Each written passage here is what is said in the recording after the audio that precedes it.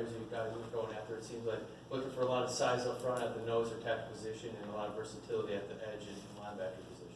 Yeah, we want big, fast, aggressive, smart football players. I mean, across the board, that's what we're looking for. Again, it's just, let's not overcomplicate it. There's exceptions to every rule with all the heights and weights requirements and stuff, and you have different heuristics that you're looking for.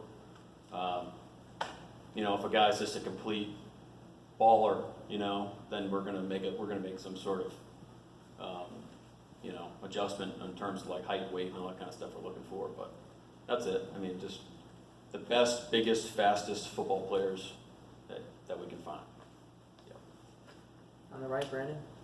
Yeah, Coach, you mentioned the learning process of coming in, kind of figuring it out. I wonder if there were challenges or if it was some good, actually, that a lot of the defensive staff was also new. You kind of all starting from the same place. You have one holdover and Sean Newell. Challenges or advantages to kind of having a pretty much a new group with you? Yeah, new group. It's really a testament to the guys that we brought in. I mean, we've only been together for so long, but I feel like we've been together for 2 years.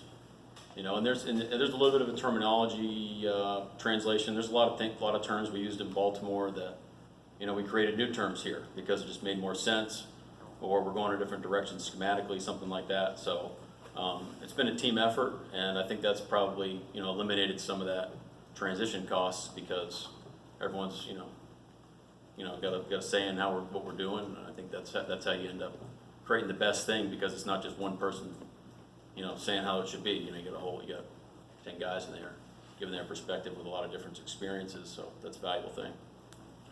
In the middle, Rayner? How much overlap was there between what you ran with Todd Branson at Georgia and such, and what you did in Baltimore with Wink? Yeah, I mean, kind of like what I said at the beginning, Rainer, it's like, think of it as a pie, it's like part Baltimore, part what we did at Georgia, part what the rest of the staff has done and what they're familiar with. And it's always just kind of, adjusting the percentages.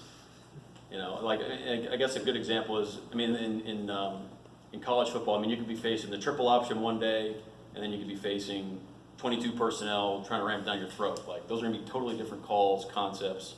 So it's going to adjust on a weekly basis. Every one of our opponents is going to do different things to the table, so we're going to have to, I'm not going to call the same thing against West Michigan than I am against Washington. It's just two totally different offenses. All right. On that note, how much did Coach Harbaugh kind of communicate to you just the importance of kind of pressure? It seems like his pattern of hiring defensive coordinators has been to hire people who kind of emphasize pressure, like Vic and Don Brown. And it seems like that yourself. No, I think it's just the how you play is important to him. All the schematics and stuff like that. It's just, again, we have principles, right, that are set in stone, that we believe in, how we do it, adjustable. Angelique? Mike, Aiden said the two of you had a long discussion about culture, and you opened his eyes to a lot of aspects. I was wondering what you found in terms of the culture here when you got here, and what is your philosophy on that, and how do you fix it, change it? Philosophy on culture. I'm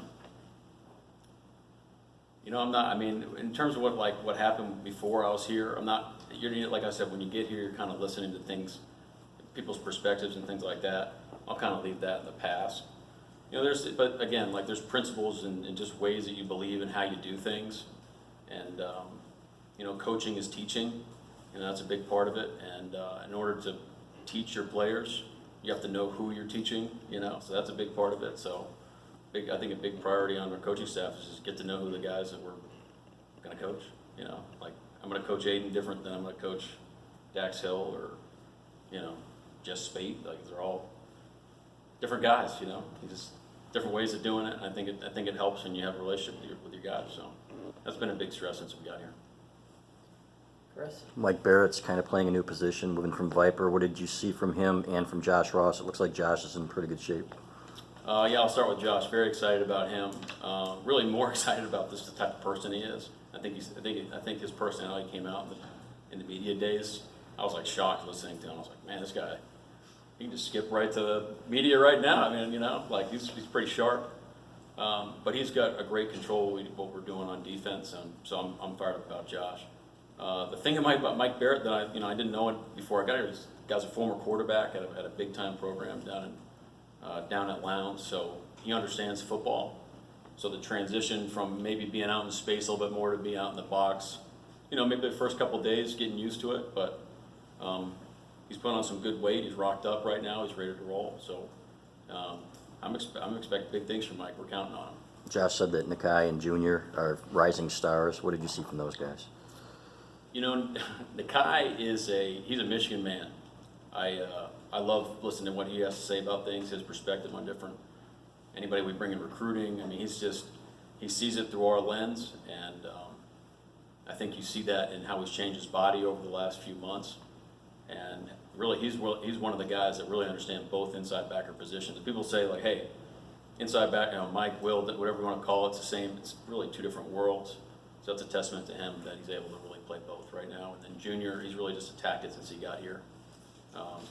Always asking for advice. We're always having conversations about shoot anything. I mean, just books. Harry Potter, talking about Harry Potter. Like he sends me books to read. It's like he's an interesting guy, but he loves football. He loves Michigan, and I think he's got a great future. He's a great young person.